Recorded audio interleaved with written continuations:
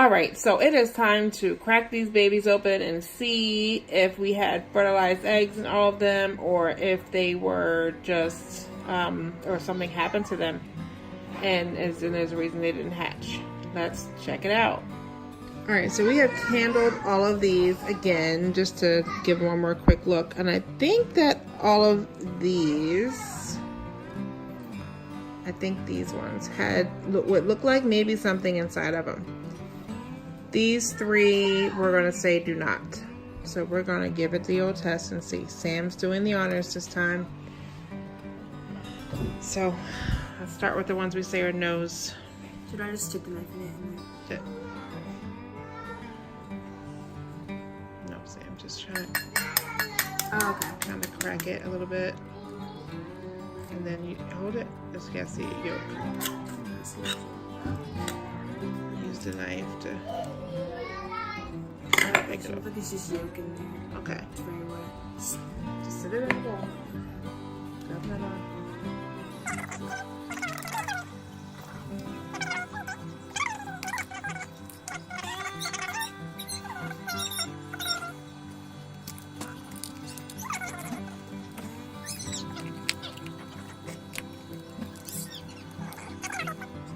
Alright, so we are done with our checking, and it looks like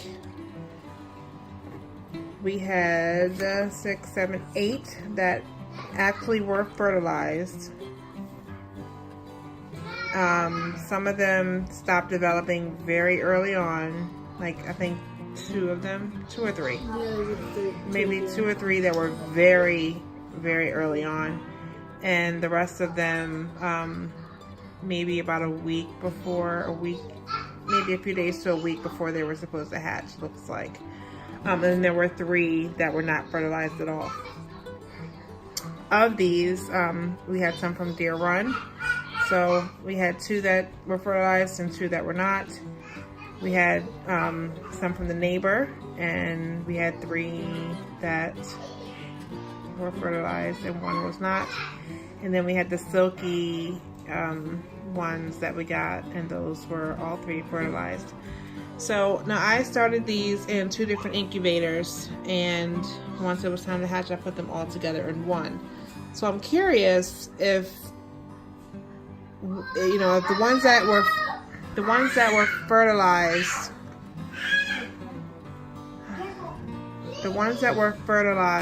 and did not hatch, were they all in the same incubator from days 1 through 18, or was it a mix and match? I'm really upset that I did not mark those with that information, because that would have been good to know, like, you know, just where did it go wrong.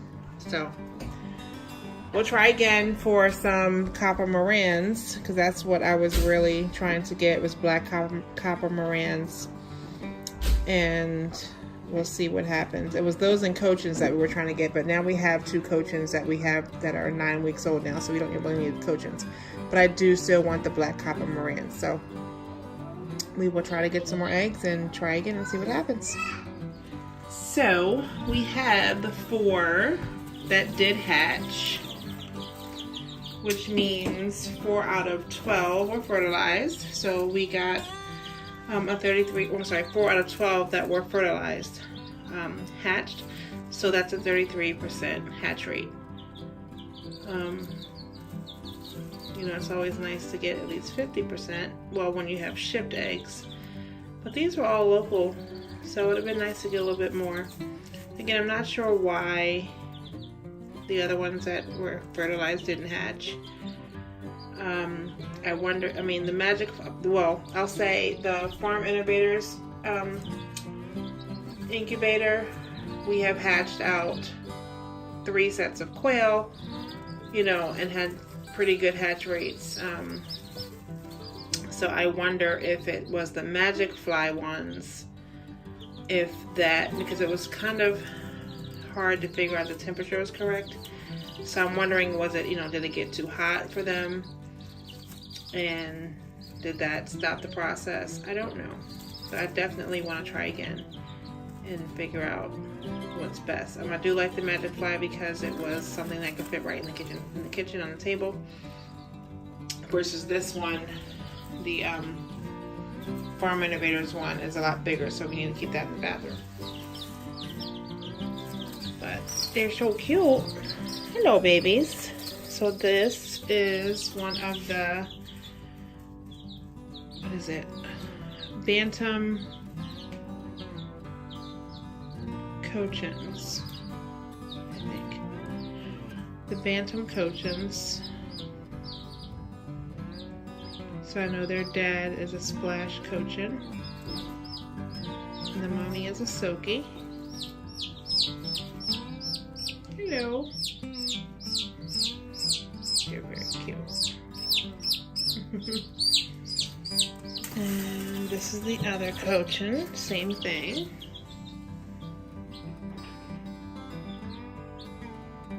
Bantam Cochin.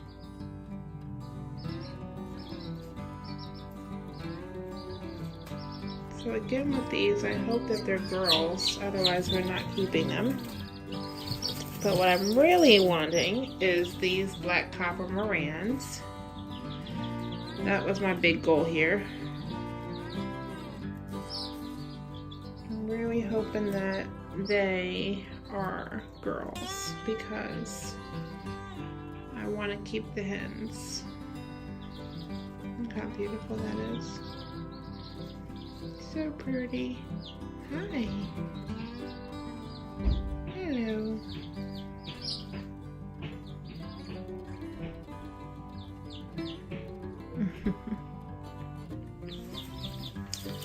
And here's the last one. This one's much bigger. Hello. Hi.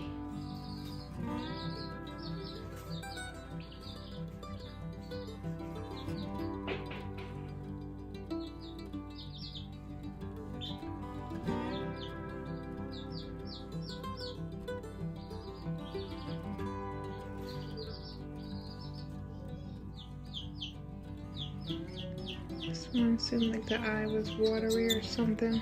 This one looks like part of the top of his eye kind of has a,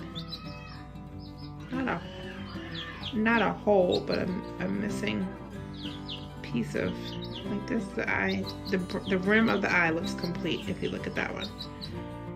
But if you look at this one, see that? Looks like there's on the top of the eye. Looks like a piece is missing. Now, is that a birth defect or did it get hurt in here or what? I don't know. Seems okay though. I'll keep an eye on that. But again, I hope they're all girls. I'll put your heat back in there for you guys. You want to stay warm.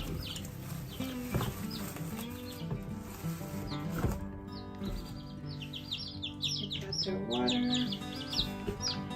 I did grind up the food in my little grinder because I had a few pieces of corn that they have in that food that we use, which is non-GMO, non-soy or soy-free feed that is made right here in Maryland.